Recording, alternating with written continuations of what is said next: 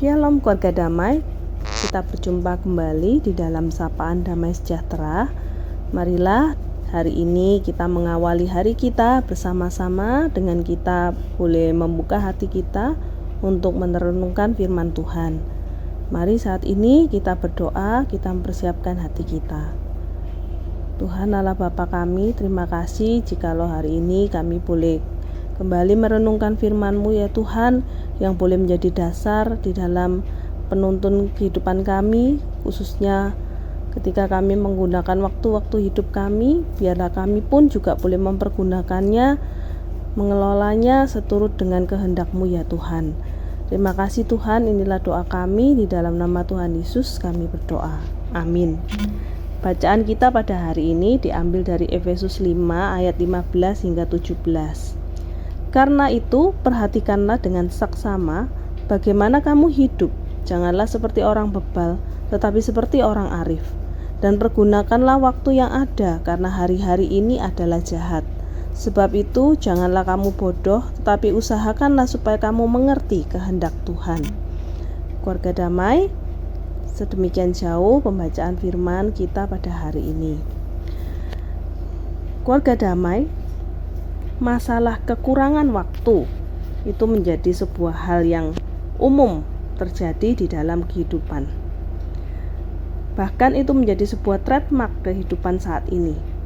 Betapa seringkali kita manusia sangat disibukkan dengan berbagai hal setiap hari, sehingga kita merasa tidak memiliki cukup waktu untuk melakukan hal-hal lain yang sebenarnya perlu untuk dilakukan. Seorang bernama William Penn berkata, "Time is what we want most, but what we use worst." Kita selalu membutuhkan lebih banyak waktu, tetapi seringkali kita tidak memanfaatkannya dengan baik.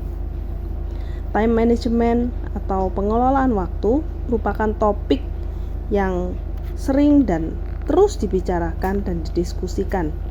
Berbagai macam metode, saran-saran untuk menyiasati waktu, sehingga seseorang akan dapat bekerja lebih banyak lagi dan menghasilkan lebih banyak lagi melalui waktu yang dimilikinya. Hal ini banyak ditawarkan di dalam bentuk seminar, buku, pelatihan, dan lain-lain. Intinya adalah banyak orang menyadari bahwa pengelolaan waktu adalah hal yang penting di dalam kehidupan mereka, dan mereka terus berusaha untuk mendapatkan jawaban atau jalan keluarnya. Namun yang menjadi pertanyaan bagi kita orang-orang Kristen adalah bagaimana kita memandang dan mengelola waktu dari aspek firman Tuhan.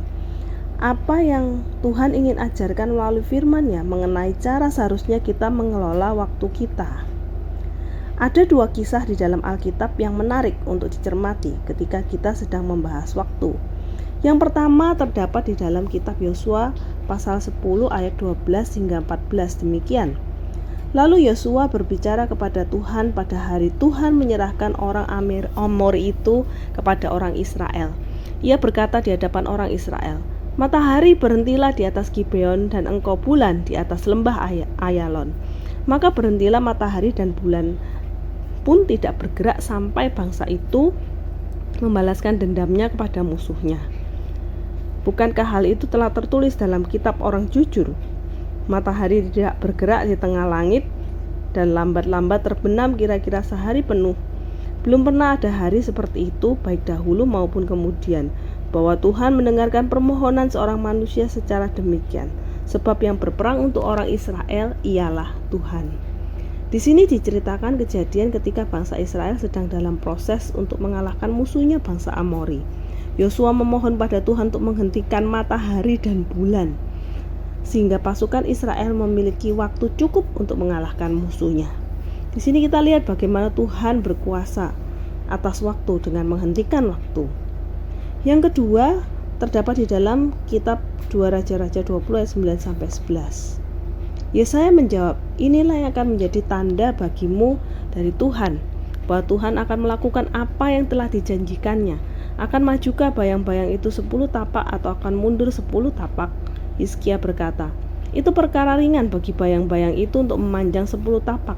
Sebaliknya, biarlah bayang-bayang itu mundur ke belakang 10 tapak. Lalu berserulah Nabi Yesaya kepada Tuhan, maka dibuatnyalah bayang-bayang itu mundur ke belakang 10 tapak, yang sudah dijalani bayang-bayang itu pada penunjuk matahari buatan Ahaz.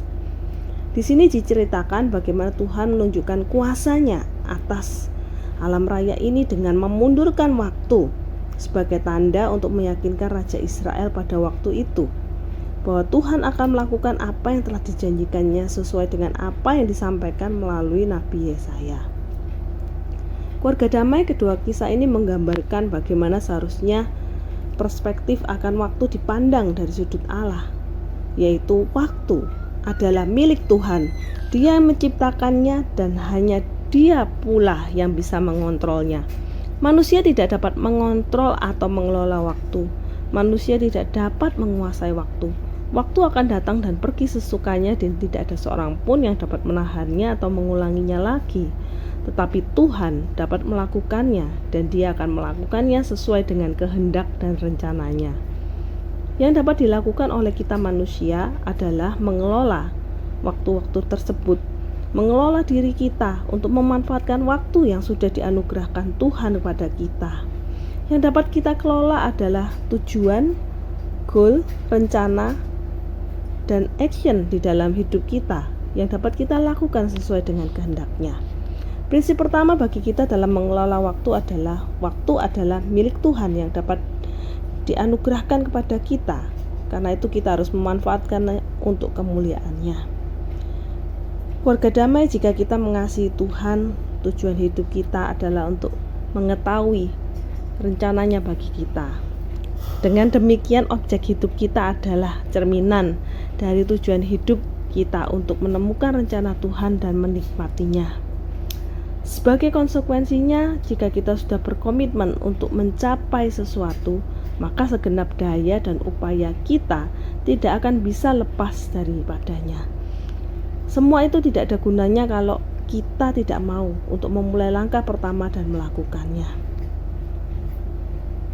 Dalam konteks di atas sangat menarik kalau kita memperhatikan bagaimana kita mengalokasikan waktu kita setiap hari. Kita mungkin mempergunakan 15-20 menit atau maksimal 2 jam dari waktu kita untuk fokus pada Tuhan. Selebihnya kita pergunakan bagi kepentingan kita sendiri. Tidak demikian dengan Tuhan. Tuhan memperhatikan kita setiap waktu-waktu kehidupan kita, setiap jam, setiap detik. Karena itu adalah anugerah Tuhan bagi kita. Biarlah Roh Kudus Tuhan selalu mencampuri kehidupan kita setiap saat. Efesus 5 ayat 5-11-17 yang merupakan bacaan kita tadi berkata, perhatikanlah dengan seksama bagaimana kamu hidup. Janganlah seperti orang bebal, tapi seperti orang arif. Dan pergunakanlah waktu yang ada karena hari-hari ini adalah jahat. Sebab itu janganlah kamu bodoh, tetapi usahakanlah supaya kamu mengerti kehendak Tuhan. Keluarga damai, ayat ini memberikan kita petunjuk tentang bagaimana kita seharusnya menetapkan prioritas dalam hidup kita, yaitu kita seharusnya menentukan, mengatur kegiatan kita di dalam waktu kita. Kita diminta untuk mempergunakannya dengan arif bijaksana, tidak seperti orang bebal. Kita diminta untuk berhati-hati dan berusaha mengerti kehendak Tuhan. Dengan demikian, kita pun melakukan hal-hal yang merupakan kehendak Tuhan. Dan pekerjaan kita tidaklah kita gunakan hanya untuk menghabiskan waktu saja. Karena itu marilah kita perlu memulai kegiatan kita setiap hari dengan pengertian yang jelas tentang apa yang Tuhan ingin untuk kita capai hari itu. Biarlah jadwal kegiatan kita seharusnya mencerminkan satu skenario besar aktivitas kita di dalam pencapaian maksud Tuhan. Marilah saat ini kita menggunakan waktu-waktu kita dengan hati yang bijak untuk memilah mana yang menjadi prioritas yang utama, khususnya itu yang menjadi kehendak Tuhan, bukan hanya sekedar kepentingan diri kita sendiri. Amin. Mari kita berdoa. Tuhan Allah Bapa kami, terima kasih untuk hari ini ketika kami boleh diingatkan untuk mempergunakan waktu-waktu kehidupan kami ya Tuhan. Biarlah kami boleh selalu ingat untuk mengawali hari kami bersama dengan Tuhan, dan apa yang kami lakukan di dalam kegiatan kami sepanjang hari, biarlah kami pun boleh mengingat untuk menyertakan Tuhan di dalam setiap agenda kehidupan kami. Inilah yang menjadi seruan doa kami. Tuhan, berilah kami hati yang penuh dengan hikmat yang dari Tuhan saja di dalam menggunakan waktu-waktu kehidupan kami. Di dalam nama Tuhan Yesus kami berdoa. Amin.